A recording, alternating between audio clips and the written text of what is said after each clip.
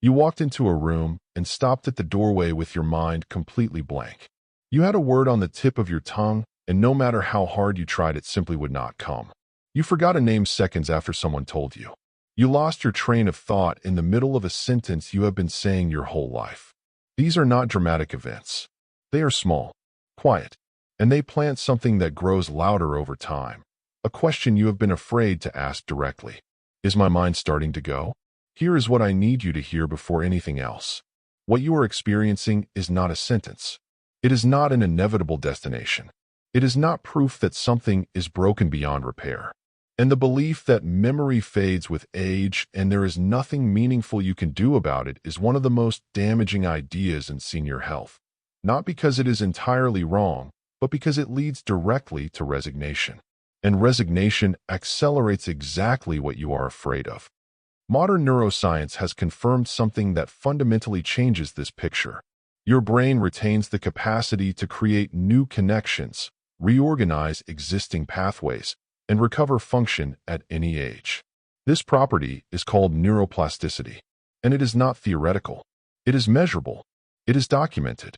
And it is available to you right now regardless of how old you are or how long the fog has been building.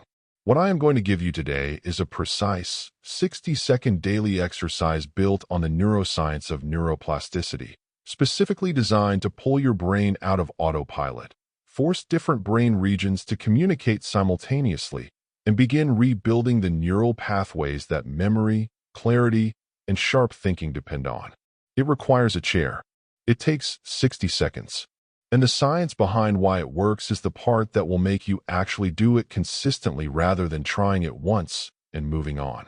Stay through the entire video because the progression system that determines how effective this exercise remains over weeks and months is the part most people never hear. And without it, the exercise stops working within 2 weeks. If this channel is where you want to keep getting evidence-based, specific, practical information about protecting your brain and your independence after 60, subscribe right now and turn on the notification bell. Every week we deliver exactly this. Now let us get into it. Your brain is not a single structure. It is a network of specialized regions that each handle different functions, and the connections between those regions are what determine how efficiently information moves through your mind. The frontal lobe manages attention, planning, and executive function. The cerebellum coordinates movement and motor learning. The temporal lobe handles memory storage and language retrieval. The parietal lobe processes sensory information and spatial awareness. Most daily activities use these regions in isolation or in simple combinations. You watch television, primarily visual processing. You have a conversation, primarily language centers. You walk, primarily motor coordination with minimal cognitive load. What the exercise you are about to learn does is force several of these regions to operate simultaneously and in coordination. The physical movement activates the motor cortex and cerebellum. The breathing regulation engages the autonomic nervous system and prefrontal cortex. The simultaneous cognitive task activates the frontal lobe, the temporal lobe, and the language centers at the same moment the motor system is already running. Neuroscientists call this dual tasking. And the research is consistent. Dual tasking does not simply use more brain power. It creates more neural connections. It builds communication pathways between regions that typically operate independently. It is the neurological equivalent of introducing members of an orchestra who have never played together and asking them to learn a new piece. The effort of coordination is exactly what builds the capacity.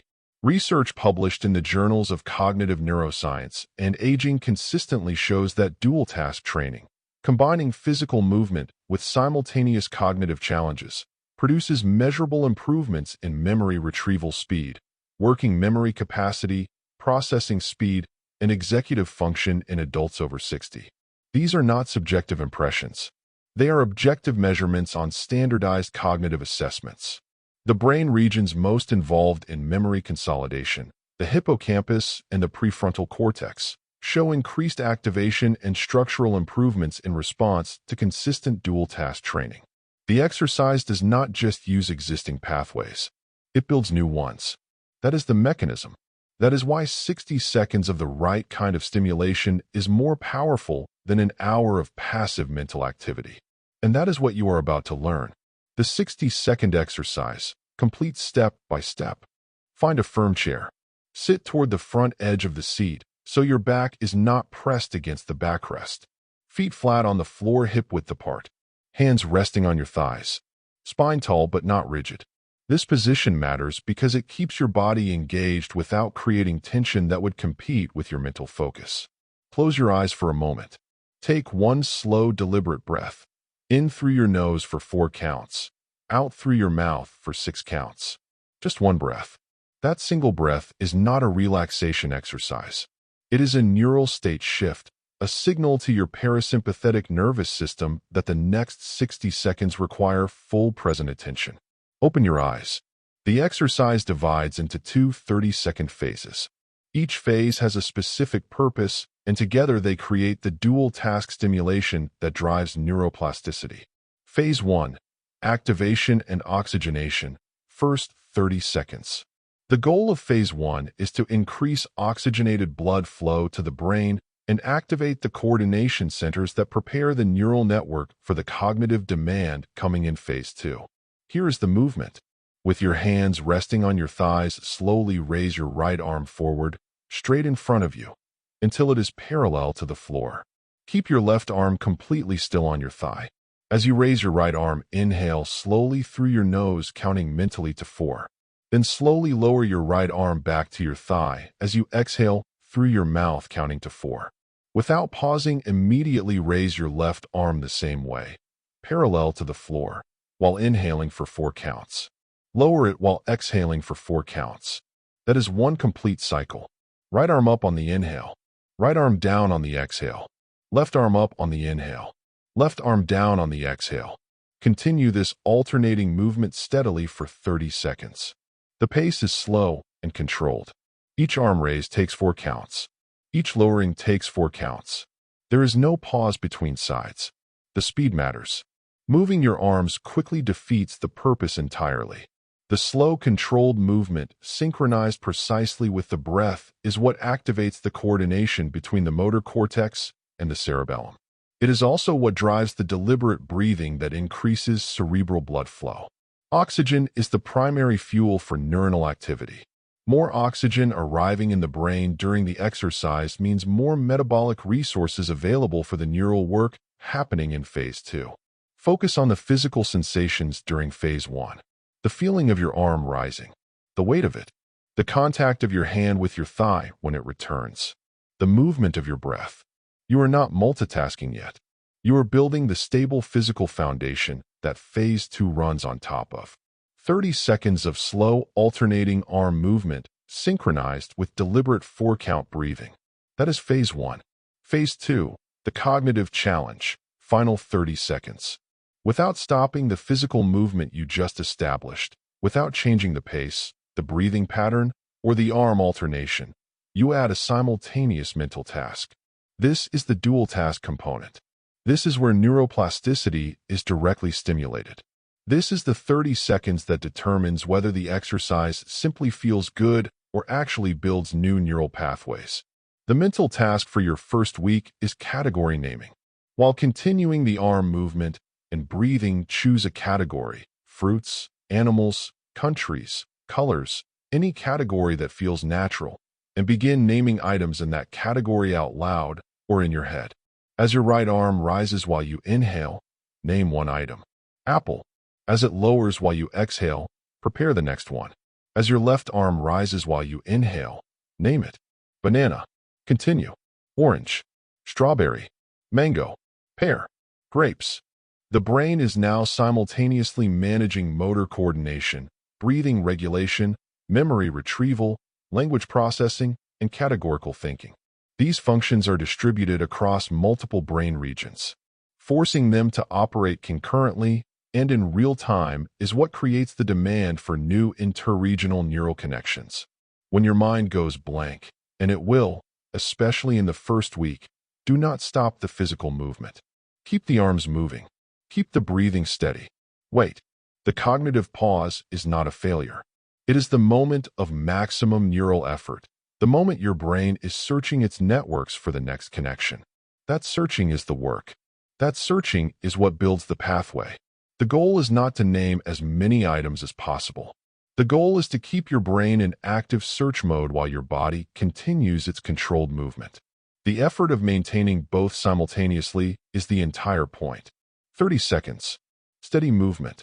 Steady breathing. Active cognitive searching. That is phase 2. That is the complete 60-second exercise. The 3 mistakes that eliminate the benefit. Mistake 1. Moving too fast. Rushing the arm movements and shortening the breath cycles is the most common error and the most damaging to the exercise's effectiveness. Fast, shallow movement creates a mild stress response. Stress hormones, cortisol in particular, are directly antagonistic to the neuroplasticity process. They inhibit the formation of new neural connections rather than supporting it. Slower is not just better, slower is the mechanism. If you are moving your arms at a pace that feels comfortable, speed up your breathing. You are moving too fast. The 4-count inhale and 6-count exhale should feel slightly longer than natural. That slight extension is the signal to your nervous system that this is a safe, calm, deliberate activity rather than a threat response. Mistake 2. Inconsistency. 3 days of practice followed by a week off produces almost no lasting neurological benefit. The brain builds and maintains pathways based on frequency of use. Sporadic use creates sporadic strengthening. Daily use creates lasting structural change. The research on neuroplasticity is consistent. Daily practice produces measurably greater structural and functional improvements than the equivalent total time practiced irregularly. 60 seconds every day is dramatically more effective than 7 minutes once a week. The way to build consistency is to attach the habit to something you already do without fail. Before your morning coffee, after you brush your teeth, before you eat breakfast. The trigger does not matter as long as it is reliable and it happens every single day. Mistake 3. Doing it while distracted. The exercise performed with the television on or while partially engaged in a conversation produces a fraction of the neuroplasticity benefit of the exercise performed with complete focused attention. Your attention is not a passive component of this exercise. It is the mechanism. The neural connections that form during dual task training form specifically in response to focused, deliberate cognitive effort. Divided attention produces divided results. Give this 60 seconds complete presence, and you give your brain the conditions it needs to do the work. 3 enhancements that amplify the results. Enhancement 1. Hydrate before you begin. Your brain is approximately 75% water. Even mild dehydration, the kind you do not consciously feel, measurably impairs cognitive function, slows neural transmission, and reduces the efficiency of memory consolidation. Drinking 1 full glass of water 5 to 10 minutes before the exercise provides your neurons with the hydration they need to fire efficiently during the dual task demand. This is not a minor detail. Research on hydration and cognitive performance shows that even a 2% reduction in body water produces measurable decreases in memory performance, attention, and processing speed. Water before the exercise is not optional maintenance. It is preparation. Enhancement 2. A slight smile before you begin. This sounds insignificant. The neuroscience behind it is not. The physical act of forming a slight upward expression, even a deliberately manufactured one, activates the release of neurotransmitters, including dopamine and serotonin, that improve mood, enhance learning receptivity, and increase the brain's openness to forming new connections. You do not need to feel happy. You need to make the physical gesture. The brain reads the signal from the face and responds biochemically. This takes 1 second, and it changes the neurochemical environment in which the exercise occurs. Enhancement 3. Teach it to someone else. One of the most powerful ways to strengthen a neural pathway is to explain the information stored in it to another person. Teaching requires your brain to retrieve, organize, sequence, and articulate information in a way that passive recall does not. Every time you explain this exercise to a partner, a friend, a neighbor, you consolidate your own neural pathways around the information and simultaneously create a practice partner who will help sustain your consistency. Share it with one person this week. Your brain benefits from the teaching. Your consistency benefits from the company. Your complete daily protocol. Here is the exact structure to follow starting today. Drink 1 full glass of water. Sit in your firm chair toward the front edge. Take 1 slow, deliberate breath. 4 counts in, 6 counts out. Form a slight smile. Begin the arm movement. Slow, alternating, for counts up, for counts down, synchronized with your breath. 30 seconds of focused physical movement only. Then, without stopping, add the cognitive task appropriate to your current week. 30 seconds of simultaneous movement and active mental retrieval. 60 seconds total. Every single day. Week 1, simple categories. Week 2, letter-based word retrieval. Week 3, backward counting in threes. Week 4 and beyond, creative combinations that keep the edge of effort present. The honest timeline of what consistent practice produces. By the end of the first week, most people notice increased alertness in the morning. A slightly faster clearing of the mental fog that typically takes an hour or more to lift. By the end of the second week, recall speed for common words and names typically improves. The frustrating tip of the tongue moments become less frequent. By the end of the third week, concentration during extended tasks, reading, following a conversation, tracking the thread of a television program, becomes noticeably easier. By the end of 4 weeks of consistent daily practice, the cognitive improvements are significant enough that the people around you will likely notice before you consciously articulate what has changed. This is not a miracle. It is neuroplasticity applied systematically and consistently. It is your brain doing exactly what it was designed to do when you give it the right stimulus. Here is your challenge, and it is specific. Practice this exercise every single day for the next 7 days. 1 minute. 7 days. At the end of those 7 days, come back to this video and leave a comment. Tell me what you noticed. Not the dramatic transformation, the small things. The word that came back faster. The morning that felt clearer. The conversation you followed more easily. Those small things are the evidence of new neural pathways forming. They are worth documenting. Drop your age and your state in the comments right now and tell me which cognitive frustration has been bothering you most. The tip of the tongue words, the names that escape you, the mental fog, the difficulty concentrating. Every comment is read and every answer shapes what we cover next week. Share this video with one person in your life whose mind has been feeling slower than it used to.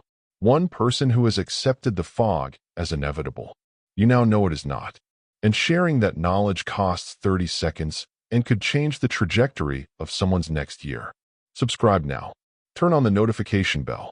Because next week we are covering the 5 nutrients most depleted in the brains of adults over 60. Specific nutrients, specific foods, specific daily amounts, whose deficiency is directly driving the memory lapses, the processing slowdowns, and the mental fog that most people attribute entirely to age.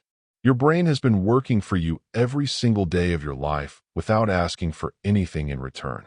Give it 60 seconds today. That is all it is asking for.